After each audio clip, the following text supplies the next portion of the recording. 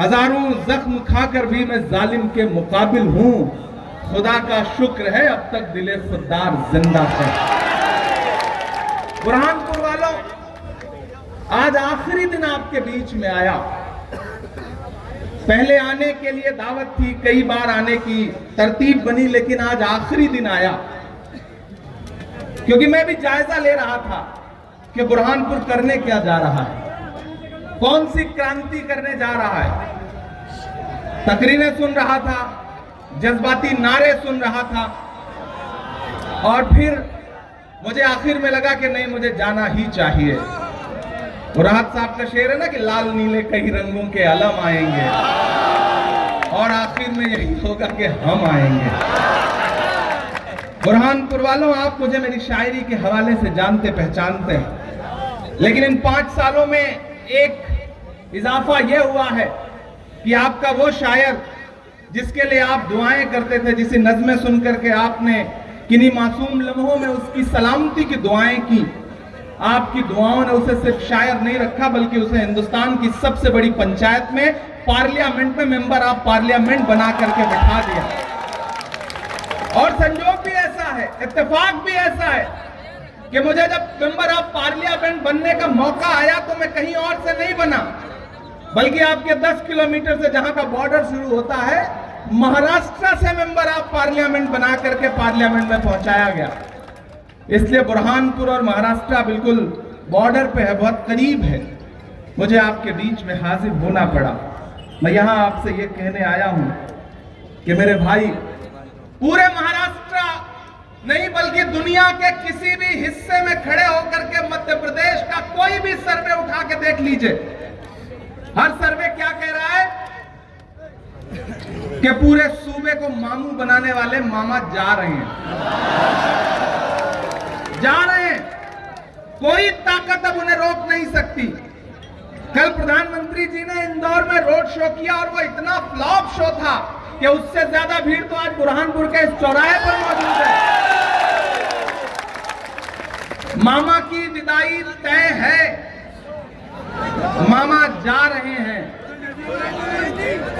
और कांग्रेस कम से कम 150 सीटों के साथ यहां हुकूमत बनाने जा रही है। मैं इसलिए भी आया हूं, मेरे आने का मकसद बड़ा है। मैं यहां इसलिए आया हूं बुरहानपुर वालों कि जब सरकार बनने जा रही है तो सरकार में भागीदारी तय करने के बजाय मैंने सुना है कि मेरे कुछ नौजवान दोस्तों को जज्बाती बनाया जा रहा है और ये कहा जा रहा है कि आओ ये कर दें, वो कर दें। बड़ी बड़ी तकरीरें हो रही हैं, ये बताया जा रहा है कि हम बुरहानपुर को तो हैदराबाद बना देंगे, यही कहा जा रहा है। वही हैदराबाद जहां 77,000 एकड़ वक्फ की जमीनों में से 57,000 एकड़ जमीनें लूट ली गई, बेच दी गई। आप वो बनाना चाहते हैं? आप वो बनाना चाहते हैं जहां ओल्ड हैदराबाद में डेवलपमेंट के नाम पे सिर्फ तकरीरें हुई? कभी हबीब जालिब ने कहा था कि सरे मिंबर वो ख्वाबों के महल तामीर करते हैं, इलाजे गम नहीं करते, फकत तकरीर करते हैं। मैंने सुना कि नारे लगवाए जा रहे हैं, मजहबी नारे। मैं दानिश्वर लोगों के बीच में खड़ा हूं। बुरहानपुर वालों, अपने मजहबी नारों को सियासी जलसों में लगाना बंद करो, वरना इतना बड़ा नुकसान है कि आने वाली नस्लें उसका भुगतान नहीं कर पाएंगी। सियासत अलग चीज है, मजहब अलग चीज है। जब तुम यही तवक्को भाजपा से करते हो तो फिर किसी और से क्यों उनके साथ शामिल होते हो? यही तवक्को तो भाजपा से करते हो ना कि भाजपा धर्म का इस्तेमाल राजनीति के लिए करती है, तो जो मजहब का इस्तेमाल सियासत के लिए कर रहे हैं उनके साथ कैसे खड़े हो गए आप लोग? कहां चली गई समझदारी? मेरे भाई मैं ये कहने आया हूं कि हुकूमत बनने जा रही है। मैं जानता हूं आपकी नाराजगी थी, एक मकाम पर कहीं आपका गुस्सा सही भी हो सकता है, मैं उससे इनकार नहीं करता, लेकिन टिकट सिर्फ विधानसभा का नहीं होता है, और भी टिकट होते हैं, और भी टिकट होते हैं। यहां आकर के आपके बीच में कहा जा रहा है कि कांग्रेस ने दिया क्या आपको, अक़लियतों आपको दिया क्या 70 साल में? यही सवाल तो मोदी जी भी पूछते हैं कि 70 साल में कांग्रेस ने दिया क्या, और यही सवाल वो वाले लोग भी आजकल पूछ रहे हैं। कितनी सिमिलरिटी है, कितना अच्छा कॉम्बिनेशन है, कभी गौर किया? वो जमील का एक शेर है कि किसी का जलवे रंगी तखय्युलात में है, चराग बन के कोई जिंदगी की रात में है, बहुत बुलंद फजा में तेरी पतंग सही, मुझे पता है मगर डोर किसके हाथ में, मुझे पता है। मैं यही तो कहने आया हूं आपसे।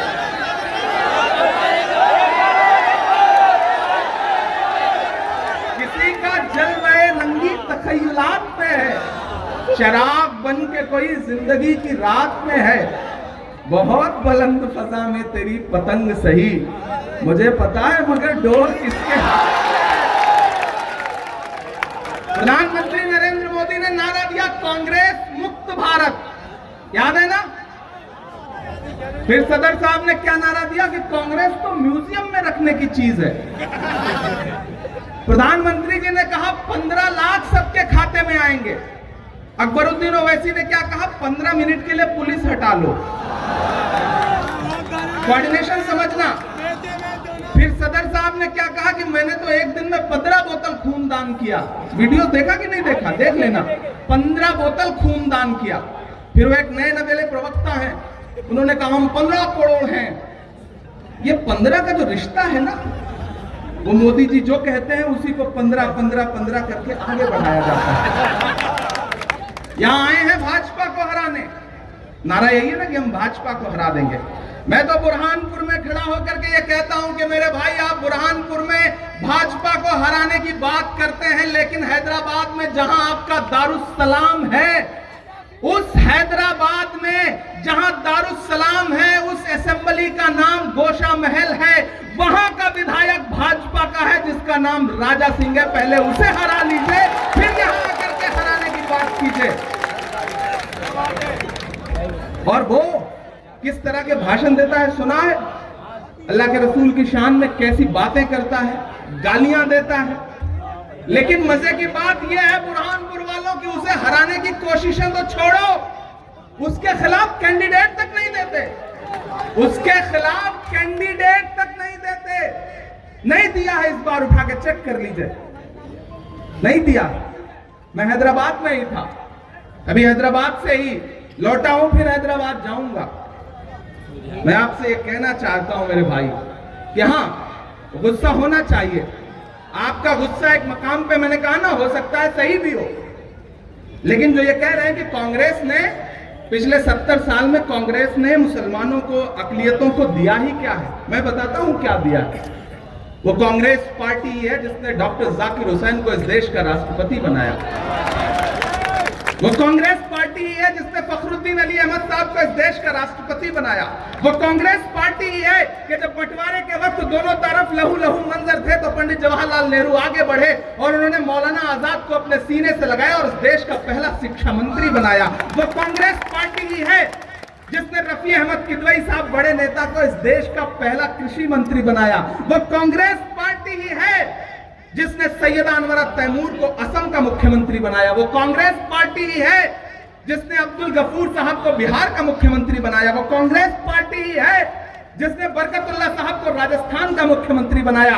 वो कांग्रेस पार्टी ही है बुरहानपुर वालों जिसने अब्दुल रहमान अंतुले को महाराष्ट्र का मुख्यमंत्री बनाया। वो कांग्रेस पार्टी ही है जिसने सलमान खुर्शीद साहब को इस देश का विदेश मंत्री बनाया। वो कांग्रेस पार्टी है जिसने ए के एंटनी साहब को इस देश का रक्षा मंत्री बनाया। वो कांग्रेस पार्टी है जिसने ज्ञानी जैन सिंह साहब को इस देश का राष्ट्रपति बनाया। और तो और वो कांग्रेस पार्टी है जिसने एक दिन खामोश से रहने वाले सरदार मनमोहन सिंह को उठाया और उन्हें इस देश का प्रधानमंत्री बनाया। अकलियतों का मतलब सिर्फ मुसलमान नहीं होता। अकलियत में 6 कम्युनिटीज आती हैं, मुसलमान, सिख, ईसाई, जैन, पारसी, बौद्ध। मुल्क सबसे मिलकर बनता है। मेरे भाई, मैं नहीं आता, यकीन जानिए मैं नहीं आता। अगर मुझे ये इल्म हो गया होता या मुझे ये सर्वे में पता चल जाता या फिर मैं इस बात की पुख्तगी कर लेता कि कहीं कुछ मामला बनने जैसा है तो मैं नहीं आता। बमुश्किल 8,000, 10,000, 15,000 वोट काटने की बात है बस। पिछली बार शेरा जी कितने वोट से जीते थे? 5,000। अब सोच लो अगर उसी में से 5-7-10 हजार वोट काट लिया तो क्या होगा? नुकसान होगा ना, बड़ा नुकसान होगा। उस नुकसान को हम झेल रहे हैं। हम उत्तर प्रदेश से आ रहे हैं, हम झेल रहे हैं। हमने देखा है कि कैसे 2-2 हजार वोट काट करके किस तरह से सेकुलर पॉलिटिक्स को नुकसान पहुंचाया गया। हमने देखा है बिहार में किस तरह से नुकसान पहुंचाया गया। और एक बड़ी बात कहता हूं कि हुकूमत बन रही है, हुकूमत में भागीदार बनो। आपको नए झंडे उठाने का बहुत शौक रहता है। हमारी कौम का अजीब मिजाज है, बागी है ये कौम, मैं जानता हूं, लेकिन इसे समझाना पड़ता है तो समझती भी है।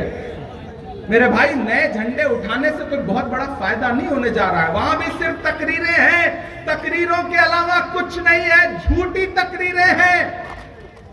मैं जिम्मेदारी से कह रहा हूं, जिम्मेदारी से कह रहा हूं। मैंने कहा ना, वो कांग्रेस पार्टी है कि एक ऐसे वक्त में जब लोग आपकी परछाई से दामन बचा रहे हो, आपके लिए लड़ने वाले, आपके लिए बोलने वाले, आपके लिए जूझने वाले इमरान प्रतापगढ़ी को उठाया और देश की सबसे बड़ी पार्लियामेंट में, राज्यसभा में मेंबर ऑफ पार्लियामेंट बनाकर उठाया। और वो आ जाकर के कह रहे हैं कि कांग्रेस ने दिया ही क्या है। मेरे भाई, घर में नाराजगी हो सकती है, नाराजगी हो सकती है, नाराजगी होनी भी चाहिए, अपने हक के लिए मांगना भी चाहिए, जिद भी करनी चाहिए, लेकिन फिर भारतीय जनता पार्टी के हाथ की कठपुतली नहीं बन जाना चाहिए। इतना तो समझदारी दिखानी पड़ेगी। मैं आपसे ये कहने आया हूं कि हुकूमत बनने जा रही है, तो आप भी मान रहे हो ना कि हुकूमत बनने जा रही है। यहां बहुत सारे लोग ऐसे आए हैं जो कांग्रेस पार्टी से इत्तेफाक रखते हैं। कुछ ऐसे भी नौजवान साथी होंगे जो इत्तेफाक ना भी रखते होंगे। मैं उनसे मुखातिब हूं, और जहां मेरी आवाजें पहुंच रही हैं, वो मेरे नौजवान जो जज्बाती नौजवान हैं, जिनके लिए मिल्लत का दर्द बहुत बड़ा दर्द है, मैं उनसे खास तौर से मुखातिब हूं कि दे लेना मुझे सोशल मीडिया पे गालियां, कर लेना मेरे खिलाफ फेसबुक पे जितने पोस्ट करने हो। मैं तो 2017 से नांदेड़ से झेल रहा हूं, क्योंकि मैं जानता हूं लम्हों ने खता की है, सदियों ने सजा पाई। मैं जानता हूं नुकसान क्या किया जा रहा है, मैं जानता हूं कि क्या नुकसान किया जा रहा है। और एक बात और सुन लेना, अगर सरकार ना हो, अगर सरकार आपकी अपनी ना हो, तो पूरे मुल्क में ऐसा माहौल बना दिया गया है कि अगर दमदार विधायक ना हो तो थाने से मोटरसाइकिल नहीं छुड़वा सकता, तकरीरें कितनी भी बड़ी बड़ी कर ले। इसलिए सरकार के भागीदार बनो, सरकार के भागीदार बनो। मैंने शायरी ही नहीं की है, मैं खड़ा रहा हूं, मैं डरा नहीं, मैं झुका नहीं, कहीं छुप छुपा के खड़ा नहीं। जो डटे हुए हैं महाज पर, मुझे उन सफों में तलाश कर। मैं जिस दिन से मेंबर ऑफ पार्लियामेंट बन के गया, यहां बुनकर बड़ी तादाद में बैठे हैं। मैं पहले आना चाहता था बुनकर सम्मेलन करने के लिए, भारत जोड़ो बुनकर सम्मेलन करने के लिए, लेकिन तरतीब ऐसी नहीं बन पाई कि आ सका। पूरे मुल्क में जिस दिन मैं पार्लियामेंट पहुंचा, मैंने ऐद किया कि मैं पार्लियामेंट में खड़ा होऊंगा तो पहली तकरीर जो करूंगा वो जामिया के लिए, अलीगढ़ के लिए और स्टूडेंट्स के लिए करूंगा। मैंने किया। मैंने दूसरा अहद यह किया था कि जब मैं खड़ा होऊंगा पार्लियामेंट में तो मैं अपने बुनकर भाइयों के लिए बोलूंगा। मैंने उनके लिए आवाज उठाई। सुन लेना यूट्यूब पर वो तकरीर, सुन लेना। मैंने अहद किया था कि मैं नजीब की मां के आंसुओं को लफ्जों में ढाल के पार्लियामेंट में बोलूंगा। मैंने बोला, मैंने की है वो तकरीर। मैं जानता हूं कि जहां बोलना जरूरी है मैं वहां बोलूंगा, सुना दूंगा, नज़म भी सुना दूंगा, सब कुछ करूंगा इंशाअल्लाह। मैं सिर्फ सांसद बन के नहीं खड़ा हूं, मैं पहले शायर हूं, बाद में सांसद हूं, वो सब भी करूंगा, लेकिन अगले 10-15 मिनट खामोशी से आप मुझे सुनेंगे। मैं ये कहने आया हूं मेरे भाई कि सरकार बन रही है, कोई दो राय नहीं है। अब तो प्रधानमंत्री का इंटरनल सर्वे भी, भाजपा का इंटरनल सर्वे भी कह रहा है कि 150 से आंकड़ा पार होने जा रहा है, क्योंकि ये जो भाजपा की सरकार थी, ये अवाम ने नहीं बनाई थी, ये लोकतंत्र को, जमहूरियत को लूट के बनाई गई सरकार थी। इसलिए अवाम अब बदला लेने के मोड में है, लुटेरों से बदला लेना चाहती है मध्य प्रदेश की अवाम। हमारी आंखों ने देखा है कि किस तरह से उज्जैन में एक बिटिया 8 किलोमीटर पैदल टहलती रही क्योंकि उसके साथ बलात्कार हुआ था और कोई उसे पनाह देने के लिए तैयार नहीं था। और ये लाडली बहना का नारा लगाने वाले मामा कहां गायब थे पता भी नहीं। हमारी आंखों ने वो मंजर भी देखा है कि किस तरह से एक दलित भाई आदिवासियों के साथ अत्याचार के नाम पर पेशाब तक किया गया इसी मध्य प्रदेश में। हमारी आंखों ने तमाम मंजर देखे हैं, लेकिन मेरे भाई, पानी आंख में भरकर लाया जा सकता है, अब भी जलता शहर बचाया जा सकता है। मैं कुछ कहने आया हूं आपसे, नाराजगी अपनी जगह, लेकिन होके मायूस यूं आंगन से उखाड़ो पौधे, होके मायूस न आंगन से उखाड़ो पौधे, धूप बरसी है तो बारिश भी यहीं पर होगी। हालात बदलने जा रहे हैं, हालात बदलने जा रहे हैं। मैं शायर हूं, मेरी जबान कभी कभी कबूल हो जाती है। मैं यहां सिर्फ एक विधायक के लिए वोट मांगने नहीं आया हूं, मैं एक मंत्री के लिए वोट मांगने आया हूं। कल को कैबिनेट बनेगी तो डेवलपमेंट चाहते हैं, अगर सच में डेवलपमेंट चाहते हैं या फिर सिर्फ जज्बाती होना चाहते हैं, दोनों का फर्क तो आपको समझना पड़ेगा मेरे भाई। मैं आपसे एक बहुत बड़ी बात कहने चल रहा हूं। तकरीरें अपनी जगह, लेकिन याद करो वो दिन 2022 लास्ट सितंबर का, वो दिन जब कन्याकुमारी में समंदर के साहिल पे खड़ा हुआ एक शख्स जिसका नाम राहुल गांधी है, वो नफरत को कम करने के लिए एक यात्रा लेके निकल रहा था। उस यात्रा का क्या नाम था? भारत जोड़ो यात्रा। किस चीज के खिलाफ? नफरत के खिलाफ। नफरत का सबसे ज्यादा नुकसान कौन झेल रहा है? कौन झेल रहा है? आप झेल रहे हो, हम झेल रहे हैं ना। नफरत को कम करने के लिए कितने किलोमीटर? 4000 किलोमीटर पैदल चला वो शख्स, 4000 किलोमीटर। मैं उनके साथ खड़ा था, मेरे से एक मीडिया के साथी ने कहा, इमरान साहब आप तो शायर हैं, आप इस यात्रा में राहुल जी के कदम से कदम मिलाकर चल रहे हैं, आप क्या कहेंगे? मैंने कहा, जो हर जालिम से टकराएगी वो आंधी बनाऊंगा, नए अंग्रेज आए हैं, नया गांधी बनाऊंगा। 4000 किलोमीटर अपने पैर की छालों की परवाह किए बगैर राहुल गांधी चलते रहे। नारा क्या था? नफरत छोड़ो, भारत जोड़ो। वो नफरत कम होगी तो फायदा किसका होगा? अमन सुकून होगा तो किसका फायदा होगा? मेरे भाई, इस बार खतरा बहुत बड़ा है। इस बार खतरा आईन पर है, इस बार खतरा जमहूरियत पर है। डॉक्टर बाबा साहब भीमराव अंबेडकर के बनाए हुए संविधान को बदलने की साजिशें हैं, उसको पामाल करने की साजिशें हैं। हद तो यह हो गई है कि नई पार्लियामेंट बनी तो सुना ना किस तरह से गाली दी गई पार्लियामेंट के अंदर। जुल्म के कद तलक आ पहुंची है, आखिरी हद तलक आ पहुंची है। वो जो नफरत थी गली कूचों में, अब तो संसद तलक आ पहुंची है। मेरे भाई, हमारे कानों ने सुना है वो गालियां। इसलिए मैं कहने आया हूं आपसे, ये इलेक्शन सिर्फ मध्य प्रदेश में हुकूमत बदलने का इलेक्शन नहीं है बुरहानपुर वालों, ये 2024 का सेमीफाइनल है। अपना मकसद बड़ा करो, अपनी सोच बड़ी करो। एक विधायक चुनने का इलेक्शन नहीं है ये 2024 में दिल्ली में सरकार बदलने का सेमीफाइनल है। और अगर चूकोगे तो नुकसान होगा, पछताओगे। मैं इसलिए आपके सामने अपना दामन फैला के ये कहने आया हूं कि सरकार बनने जा रही है, सरकार बनने में भागीदार बनो। आपकी जो नाराजगी है वो सबके नॉलेज में है, एक एक नेता के नॉलेज में है। मेरी सबसे बात हुई है और मैं वादा करता हूं बुरहानपुर वालों कि उसकी भरपाई भी की जाएगी। सरकार बनने दीजिए, इस बुरहानपुर को कुछ ऐसा दिया जाएगा कि बुरहानपुर भी कहेगा कि हुकूमत में उसकी जोरदार भागीदारी है। ये मैं आपसे वादा करता हूं। आपने मुझे अपना नुमाइंदा बना करके, आपने अपनी मोहब्बतों के बदौलत मुझे पार्लियामेंट में बैठाया है, अक़लियती सेल का माइनॉरिटी चेयरमैन, नेशनल चेयरमैन बनाया है। तो मैं आपसे वादा कर रहा हूं कि जिस दिन आपके मसलों पर लड़ने की जरूरत पड़ेगी, मैं आपके पाले में खड़ा नजर आऊंगा, सियासत के पाले में खड़ा नजर नहीं आऊंगा। जी, मेरा आपसे वादा है।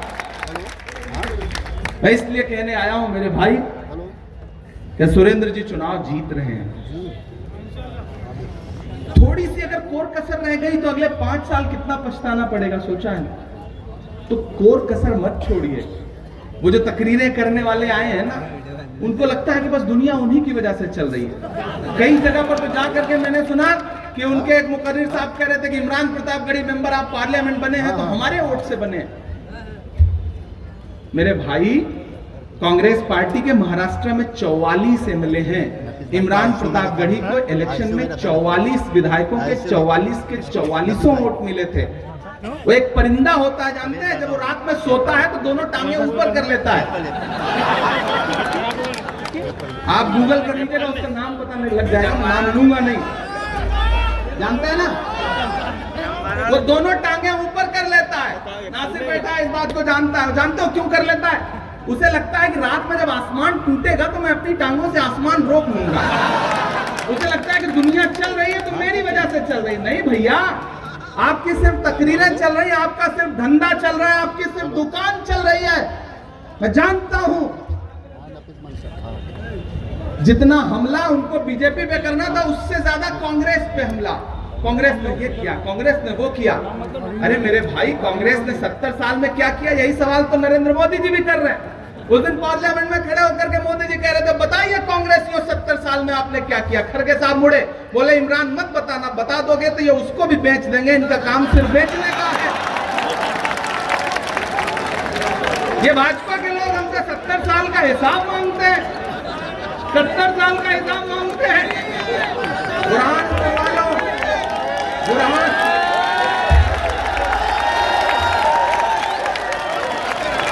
हमसे 70 साल का हिसाब मांगते हैं। बताना मत, वरना ये उसको भी बेच देंगे। और एक बहुत बड़ी बात कहता हूं, आपकी तालियों का शोर जाएगा दिल्ली तक, मैं जानता हूं। वो भारतीय जनता पार्टी जो अपना चलाया हुआ 2000 का नोट 7 साल नहीं चला सकी, वो हमसे 70 साल का हिसाब मांगती है। 70 साल का हिसाब मांगती है।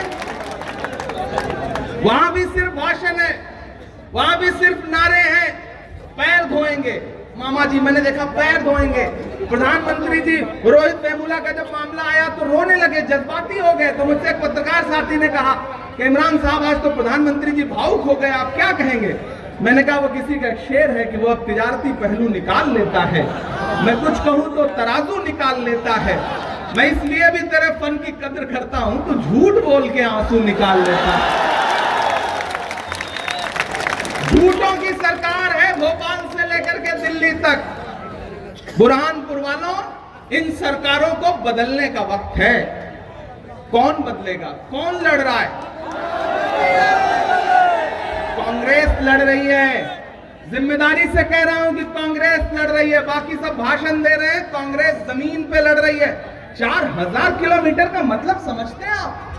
पैदल 4000 किलोमीटर।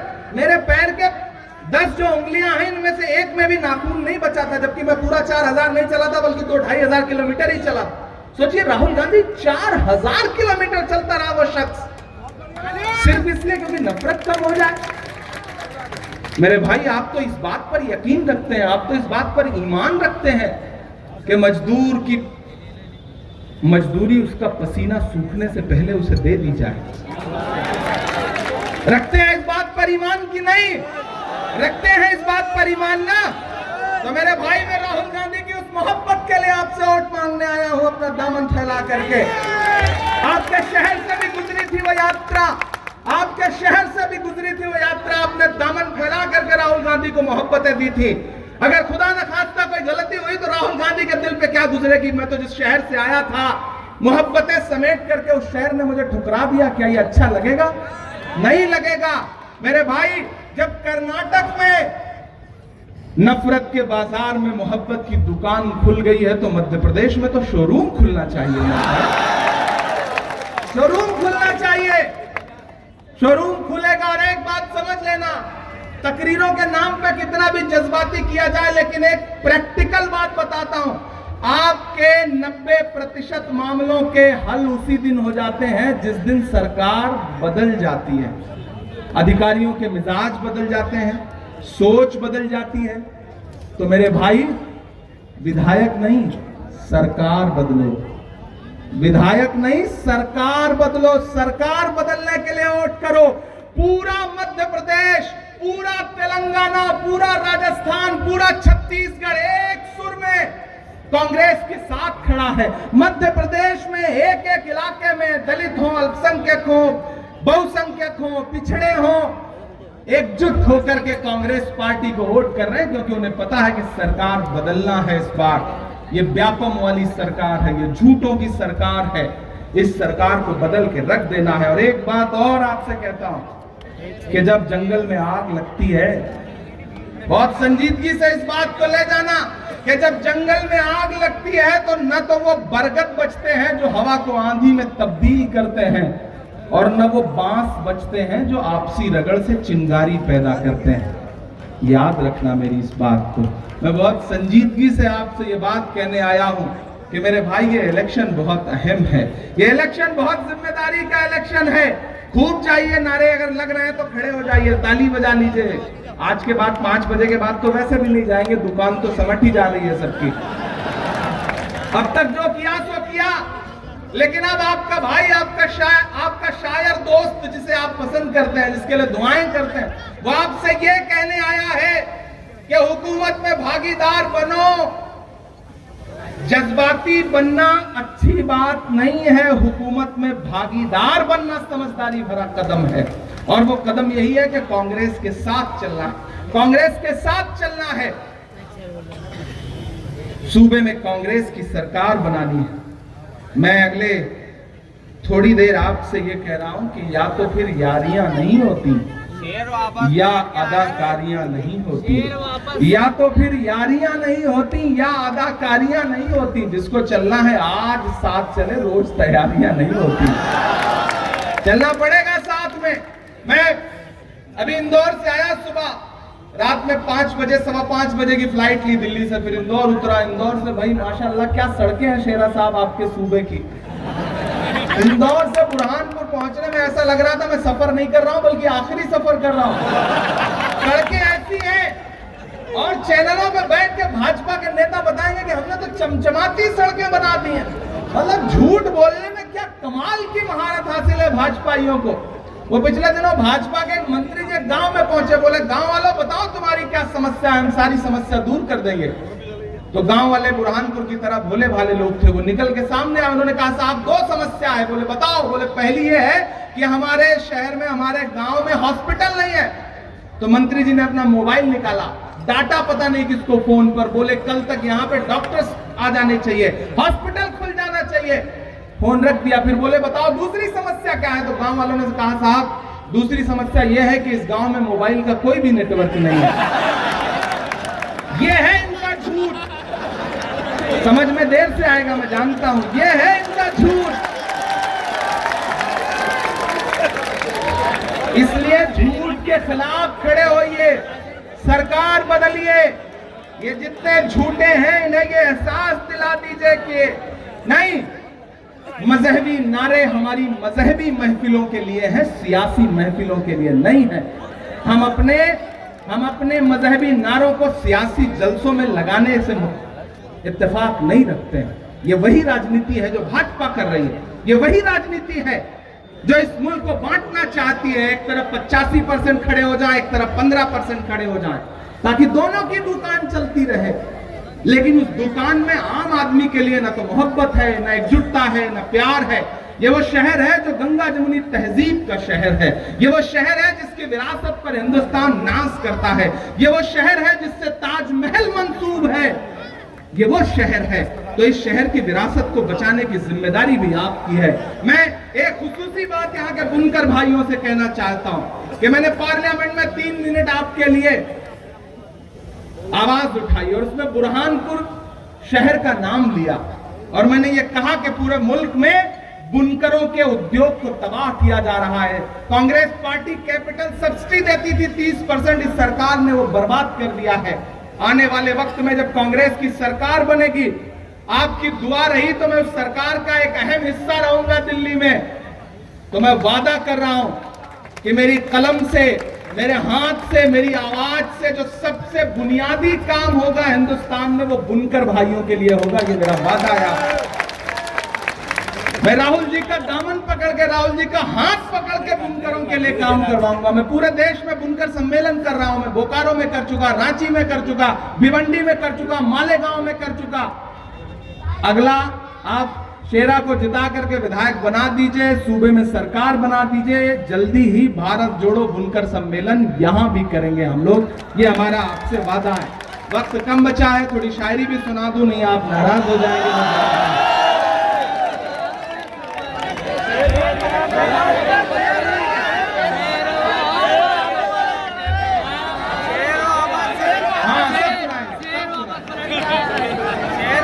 कि मत समझना डराने से डर जाएंगे। मुझे लगना चाहिए कि बुरहानपुर बोल रहा है, बुरहानपुर की आवाज सुनाई पड़ रही। बैठे रहो, आप बैठ जाओ। कि मत समझना डराने से डर जाएंगे, अब के सारी हदों से गुजर जाएंगे। मौत के नाम का खौफ देता है क्यों, मौत के नाम का खौफ देता है क्यों, मौत जिस रोज आएगी मर जाएंगे। मत समझना कि हमने जमजम दिया, आब गंगा दिया, हमने जमजम दिया, आब गंगा दिया, तुमने भारत को दंगा ही दंगा दिया, तुमने भारत को दंगा ही दंगा दिया, तुमने एक रंग के ख्वाब देखे मगर, अब तैयार रहना यहां से वहां तक, कि तुमने एक रंग के ख्वाब देखे मगर हमने हिंदुस्तान को तिरंगा दिया। ये तिरंगा, बुरहानपुर वालों, ये तिरंगा बदन पर लपेटे हुए एक दिन इस जमीन में उतर जाएंगे। मत समझना, जो पेट्रोल डीजल 58 रुपए का था उसे मामा ने क्या रेट में बेचा, 100 रुपए के पार। वो नारा याद है ना, बहुत हुई महंगाई की मार अब की बार मोदी सरकार, वो नारा याद है ना। गैस सिलेंडर कितने का बेचा, खाने वाला तेल जो 70 रुपए लीटर था उसे कितने का बेचा, और तो और छोड़ो, टमाटर दिल्ली में 250 रुपए किलो बिका। एक दिन मैं अपनी गाड़ी में बैठ के पार्लियामेंट जा रहा था, तो पार्लियामेंट से 50 मीटर पहले प्रेस क्लब के पास मैंने देखा है टाटा 407 लगी है, और सूट पहने हुए लोग, टाई पहने हुए लोग लाइन में खड़े हैं। तो मैंने अपने ड्राइवर से कहा, भाई रोक देखें यहां पे क्या हो रहा है। जब हमने पलट के देखा तो पता चला सब्सिडी वाला टमाटर बिक रहा है वहां पर, 250 रुपए किलो टमाटर। लेकिन कांग्रेस क्या कह रही है कि 500 रुपए का गैस सिलेंडर देंगे। कांग्रेस क्या कह रही है, महंगाई कम करेंगे, पेंशन देंगे, ओल्ड पेंशन स्कीम लागू करेंगे।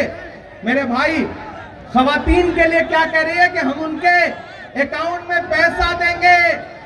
हम तो सरकार से, जो दिल्ली में बैठे हुए रहनुमा, उनसे यही कहना चाहते हैं कि कहां सोया है चौकीदार, कहां सोया है चौकीदार। पेट्रोल और डीजल की कीमत रही सैकड़ा मार, कहां सोया है चौकीदार, कहां सोया है चौकीदार।